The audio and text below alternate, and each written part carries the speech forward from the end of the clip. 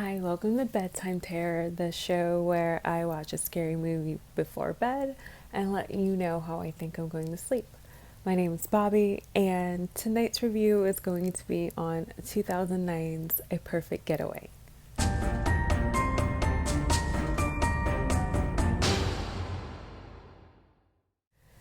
So, A Perfect Getaway is more of a mystery thriller than a scary movie, and it's about a pair of couples, so two couples, who meet each other while vacationing in Hawaii, and they learn that there is a someone who recently killed a newlywed couple that was vacationing there for their honeymoon.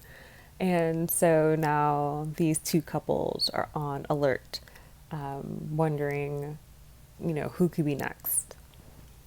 So even though this is an older movie, I'm trying to stay away from spoilers because I haven't heard much talk about it, and I'm kind of surprised, to be honest, because I actually enjoyed this movie, even though I. So I went into this movie expecting to like it, and then I didn't like it, and then I did like it because. So if that sounds as confusing to you as it did to me, then yeah, you can imagine. All because I went to this movie expecting it to be more serious than it was.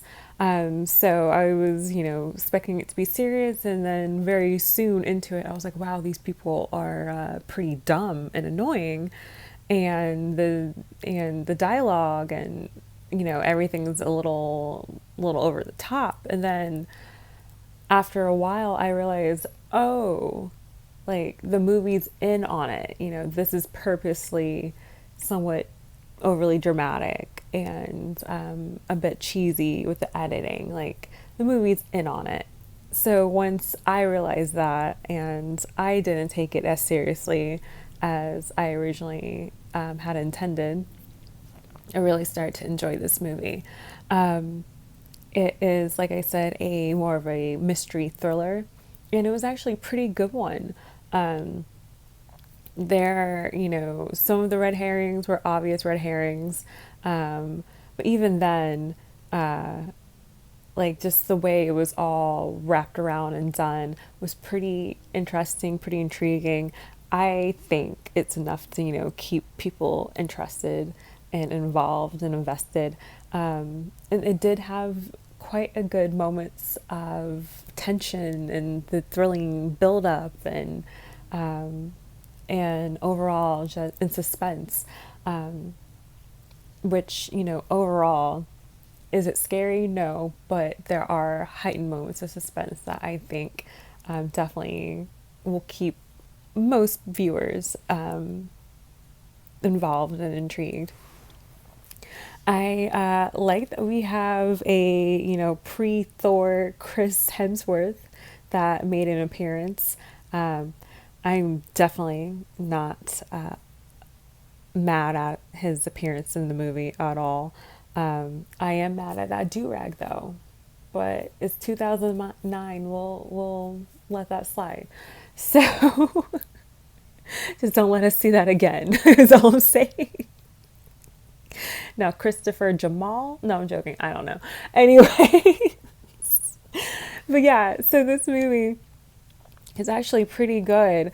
Like I said, there are moments of being overly cheesy and overly dramatic, and the dialogue's a little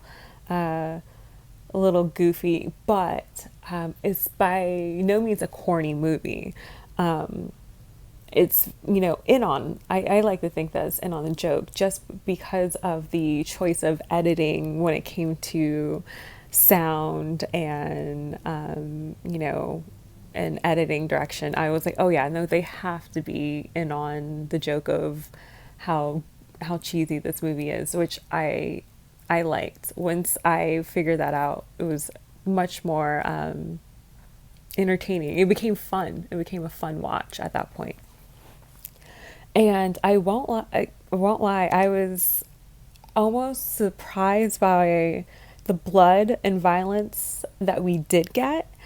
I was a little taken back by, because for the most part, it kind of felt like a better produced Lifetime mystery thriller almost. Like, this is what Lifetime mystery thrillers wish they could be if they had like just a slightly better script and, better production, better funding, and solid actors, because this does have Mila Djokovic and Steven Zane, that guy, pre Thor, Chris Hemsworth, and that one guy that I know isn't Taylor Kitsch, but I thought that was him for like the whole movie. Like, I knew it wasn't him, but I was like, wow, it looks a lot like him, but I don't know who it is. I don't know who it is, but I do know who it ain't. I'll say it like that. I don't know who it is, but I know who he ain't. So that guy, yeah. So, it was a very solid cast. So you don't have to worry about purposely bad acting, if that makes sense. Purposely cheesy. Well, let's just take it back. Purposely cheesy acting. Like, everyone's, like I said, in on it. Everyone knows that this is, kind of overly dramatic. But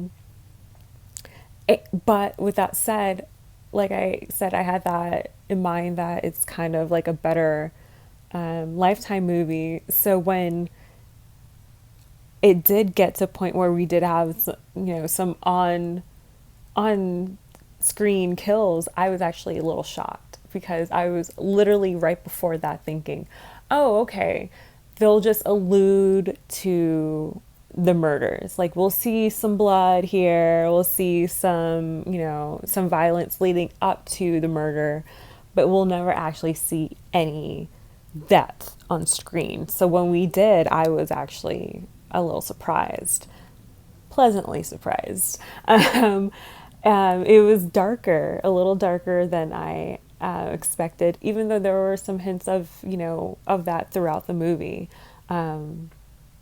where I was just like, oh yeah, no, they would have taken this out of the Hallmark, or out of the Lifetime movie for sure. Like, but yeah, it was a little darker than I expected.